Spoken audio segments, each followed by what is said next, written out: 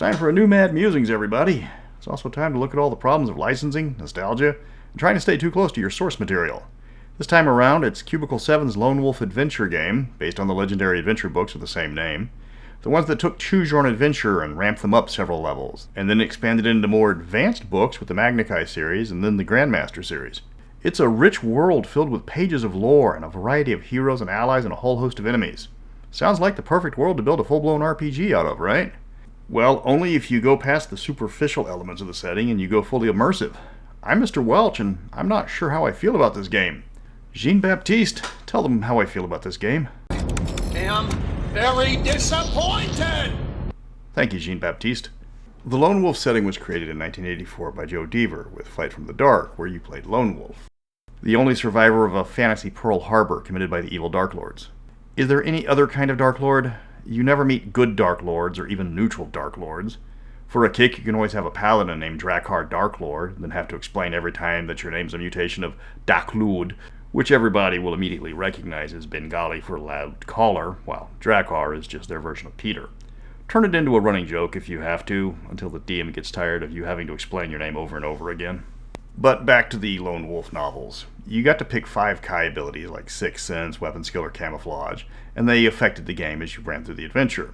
Once you finished the book, you got to move on to the next one, where you kept all of your previous gear, and you got another Kai skill. Effectively, you leveled up after each book.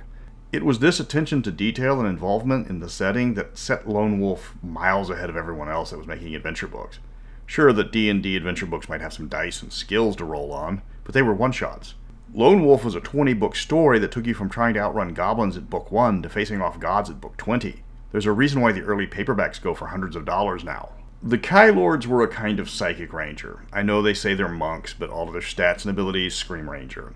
They have different disciplines devoted to either stealth, combat, or psychic powers. As you leveled up, you became a ghost with almost the ability to appear as different people with psychic illusions, or survive extreme temperatures, or move objects with your mind. Or you could kill a lot of people with little effort with your weapons, or even quickly regenerate. Not a bad gig if you can pull it. The Magna Kai were the Kai Lords that had reached the 11th level, and they started to upgrade their disciplines and even more fantastic abilities. Camouflage made you hard to see. Invisibility lets you summon a fog to hide you. Then you get to the Grandmaster series, which in D&D terms was levels 21+. At this point you were a god of war facing planet-threatening monsters. Then Lone Wolf had to retire as they restarted the books with a new guy, even though those books aren't finished yet. At least they gave a plausible excuse on why the Kai Super Ultra Extreme Grandmaster took an office job. He was suddenly too famous to be an effective field agent. Word got out that he was out of town on a visit, and suddenly every bad guy was on their best behavior. Combat in the game books was simple. You had 2 stats, combat skill and endurance. Endurance was just your hit points, combat skill was everything else. Add your bonuses, compare it to the bad guy's combat skill, roll on a chart with a d10, and find the difference between the scores, and that tells you how much endurance you lost and how much he lost. It's that simple.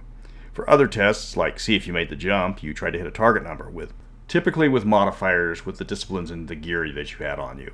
A rope could give you a +2 to your roll, while the hunting discipline gives you a +3. Hit the target number and you succeed. There might be stages of success, where the lowest result equals death, the middle number was damage, and the highest number was a complete success with no complications. Certain pieces of equipment increased your endurance like armor, a few modified your combat skill like shields or magic items. For a gamebook, it was a rather detailed system.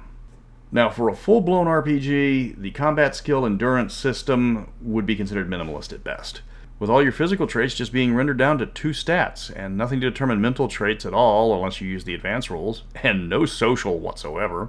There's only one race, human, and of course there's only one class, Kai Lord.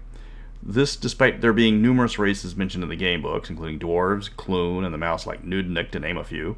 There's other fighting orders in the book, as well as numerous wizards, but they're lacking in the core book. In the book Heroes of Magnamon, they finally introduced new classes and races, but there aren't many, and they're locked into their roles. Dwarves are riflemen, every single one of them. You can upgrade to pistols, but you're still going to start with a rifle, and almost all your skills are on rifles.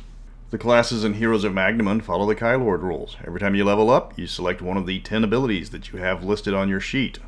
The Lone Wolf box set gives you 2 rule set, with the master rules adding a bit more complexity to the game, but you're still bound by the original restrictions of just playing a human Kai Lord. Character creation is easy. Roll a d10, add 10 for your combat skill. Roll a d10, add 20 for your endurance. Pick 5 disciplines and 5 pieces of equipment. Well, pick 2 pieces of equipment, then add your chainmail, your helmet, and your shield, as they give you stat bonuses, and the rest of the equipment is easily acquired items like rope and food. Then roll for starting gold, pick your name, and you're done. Most names are an adjective and the name of an animal, but not always. So you can be surly armadillo, procrastinating sloth, or misogynistic narwhal, for example. The box does include a number chart inside the cover itself, which is just a bunch of numbers from 0 to 9 that you can throw a counter in and take the number it lands on. Or you could just roll a d10 and remember it goes from 0 to 9 instead of 1 to 10. It also includes a Kai token, which determines your 50-50 chance of succeeding in certain tasks. Or you could just flip a coin. Combat is done in turns. Once you've attacked or you've been attacked, you can't deal damage again that turn. But if you were attacked, you can still spend your action to use a potion or activate an ability, for example. For tests, it's just like the book. Aim for a target number, normally 6, add any modifiers, and hope you roll high. That's the basic rules. They're about as simple as you can get and be an RPG. Weapons are just descriptions in the basic rules. There's no actual difference in combat. The Master Rules does increase the complexity a little, but it largely suffers from the core problems. There's now the willpower stat, which acts as mental hit points, as well as fuel for your psychic abilities, and you can spend them for special combat maneuvers as well. There's also Kai's Favor, which is basically a reroll. You get 1 if you didn't hose your ability rolls, and an additional point for every ability roll you did hose. Combat skill is paramount in this game. If you rolled combat skill and got a 0, leaving you with the absolute minimum, your character is going to die very quickly, because there's no way to increase your base combat skill permanently. The Master Rules give you traits, which are like advantages in various areas for tests most of the time. Then you get 2 skills, which give a +1 bonus to test using the skill like riding or climbing. The Master Rules uses defense for armor, so instead of just giving extra endurance, now armor acts as damage resistance. I've given you the basics of both rule sets in just 3 paragraphs. You can see the problem. Another issue you're going to find is the game only goes up 5 levels. You start at level 5 and you can't progress past level 10. That means there's no Magna Kai disciplines, no advanced abilities, and certainly no improving your skills through completing the Kai circles, which were permanent bonuses that were given when you collected certain Magna Kai disciplines as a group. When you gain all the psychic disciplines, you get to raise both combat and endurance by 3 points. Animal control plus healing gets you an extra 3 points of endurance. Unfortunately, there's no way to raise your stats in Lone Wolf as written. If somebody rolls a 0 for combat skill and somebody rolls a 9, somebody's going to have a lot more fun.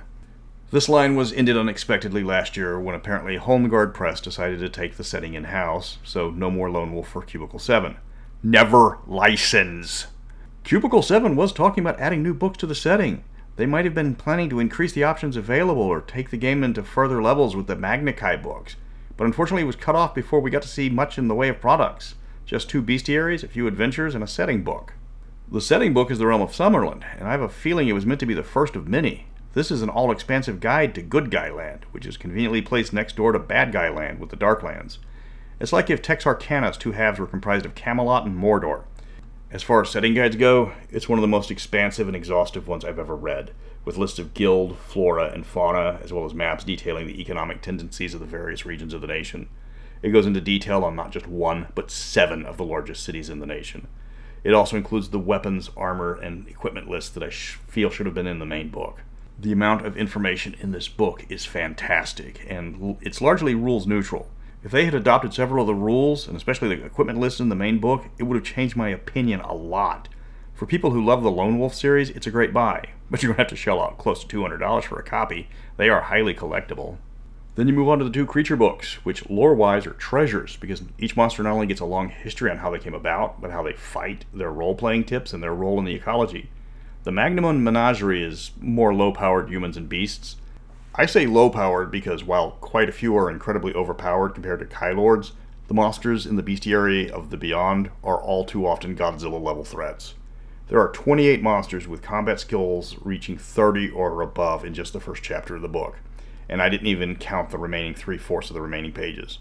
This is a problem because the best starting Kai Lord has a combat skill of 19, plus 2 for a shield, plus 2 for Mind Blast, plus 2 for weapon skill, so a maximum combat skill of 25. Remember, it's impossible to raise your base combat skill. Any monster with a combat skill over 36 is TPK levels of difficulty in Lone Wolf, and there's 19 such creatures in Chapter 1 of the Bestiary. Again, if you're a Lone Wolf fan, the lore in these books are going to call to you like a high-level Deliverance Magna Kai discipline, though the price will be steep. If you're running the game, these monsters will make your players wonder why you hate them. The monster books do make me think that somewhere down the line there was going to be a high-level playbook. It makes sense. At the end of the Lone Wolf books, you are sporting a combat skill over 50 in most cases. So the Dacomid, with its 45 combat skill, that will one-shot a typical Kai Lord, is only a moderate challenge for a Kai Master. Lone Wolf had a lot of hints about what it could have been, but Home Guard Press yanked the license back, and now we'll never know. Unless we get one of the guys at Cubicle 7 drunk at a con until he breaks down lamenting on what he had planned. Would the additional books save the system? I doubt it, but I think it would make this review a lot less harsher than it is now. Aside from the system, the books are beautiful. The art is top-notch. The background on all the monsters is how you should write a monster manual, and just saying, hey, here's a monster, isn't he scary? Rarg! Each monster gets a minimum of 4 paragraphs giving a description, history, and combat tendencies, and even a paragraph on how to roleplay them. Then throw in a chart in the back of the book detailing the locations of the monsters based on geography. I wish I could get this level of detail from the systems I do like. The background you get is expansive without feeling it's an info dump. Granted, most of this was written from Joe Deaver's notes, so there's a reason for this. Lone Wolf could be a good game. It's been tried several times before, and it really needs expansive rules designed for the world. The 3.5 version suffered from the clunkiness that plagued that system. This one sticks too close to the original game book rules, and it suffers from simplicity. Somewhere between those two extremes is the right level of complexity for a fantastic setting. If you want to get the books, you either have to get really lucky at a half-price bookshop, or you have to spend hundreds of dollars online. I haven't been able to find any medium. If you just want to play the Lone Wolf books by themselves, download the app. It's free, though I suggest you kick them a few dollars. Remember, if you get the New Order Lone Wolf books, that the series isn't finished writing yet, so it's going to be a while before you get the last books. You can also go over to Project Aeon, and they have all the books online for free as well. And this was done with the full cooperation of the Deaver estate, so it's not piracy. Next, Mad Musings, I'm looking at Palladium's Robotech, at least the first version, the giant stompy robot game that retroactively stole some of the best battle mech designs first, then decided to outdo Battletech in terms of missiles, angst, and pop songs. But until then, Zakon Kima? Seriously? I'm rocking maxed out combat skills with all the goodies and the bloody summer sword, and somehow I'm combat skill minus 10 against Zakon Kima? Seriously, don't talk to me about all the end bosses in Elden Ring or Dark Souls until you play Cauldron of Fear and you beat Zakon Kima.